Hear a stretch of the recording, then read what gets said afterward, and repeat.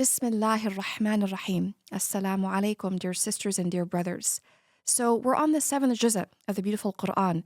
And this juz' goes from verse 84 of al-Mā'idah to verse 110 of al-An'am in your Mus'haf, pages 122 through 141. Here's the ayah. أعوذ بالله من الشيطان الرجيم. يا أيها الذين آمنوا لا تسألوا عن أشياء إن تبد لكم تسؤكم وإن تسألوا عنها حين ينزل القرآن تبدى لكم عفى الله عنها والله غفور حليم. Here's the translation, O believers, do not ask about any matter which if made clear to you may disturb you. But if you inquire about what is revealed in the Qur'an, it will be made clear to you. Again, وَإِن تَسْأَلُوا عَنْهَا حِينَ يُنَزَّلَ الْقُرْآنُ تُبْدَى لَكُمْ عَفَى اللَّهُ عَنْهَا. So if you inquire about what is being revealed in the Qur'an, it will be made clear to you. Allah has forgiven what was done in the past, and Allah is all forgiving, most forbearing. So why did I choose this ayah? For a couple reasons. First of all, the context of the ayah is that sometimes the sahaba would ask certain questions of al-Rasul alayhi salatu wasalam in advance of the Qur'an actually coming down about a particular topic.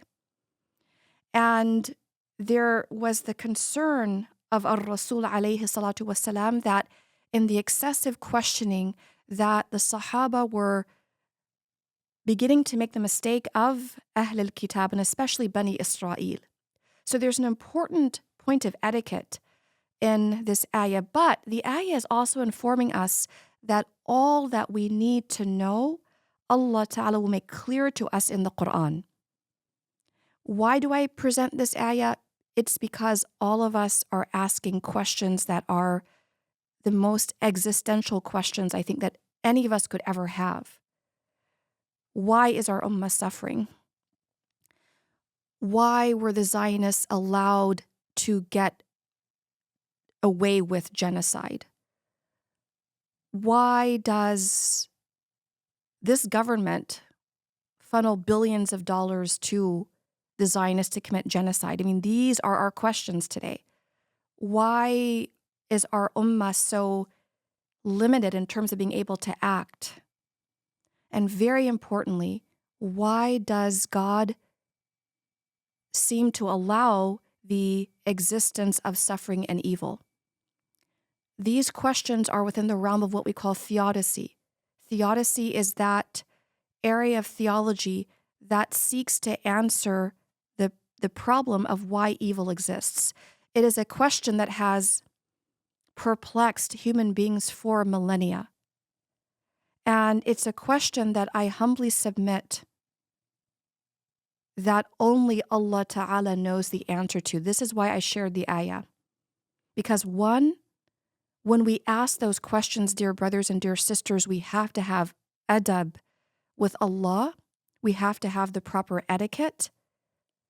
We don't want to make the mistake of Bani Israel in becoming contentious and bitter when we ask questions.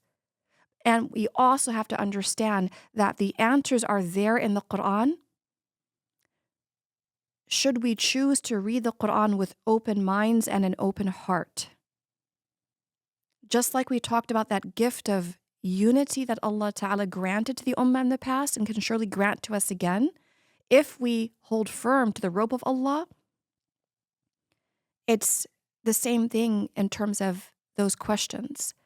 It's about asking Allah Ta'ala to grant us an opening, a spiritual opening, so that questions that we're trying to understand logically, that Allah Ta'ala allows us to understand those questions in a very different way. You know, there were instances where Sahaba would demand answers and then they would get an answer that they didn't really like. And that's what the Qur'an is telling us about. Be careful sometimes, because sometimes if things are made clear to you, it might upset you. But again, if you are patient and you approach the Qur'an with an open mind and a receptive heart, Allah Ta'ala does make all things clear. And it is my sincere belief, dear brothers and dear sisters, that beyond all of the suffering, the hardship, the unfathomable, that there is a reason for why Allah subhanahu wa ta'ala has decreed these particular events and experiences for our community. Make no mistake, it is not because Allah Ta'ala would ever punish the innocent. Allah Ta'ala is Ar-Rahman and Ar-Rahim for all of us. So no, this is not a punishment of the innocent. This is not a vengeful God.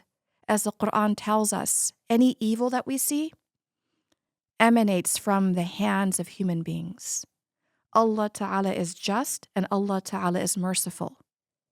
But Allah Ta'ala places Ummah here as vicegerents on this earth. What do we do the vicegerency? That is the question I think we need to be asking today. So make sure you follow us for the dhikr happening shortly, and inshallah we'll see you soon. Assalamu alaikum.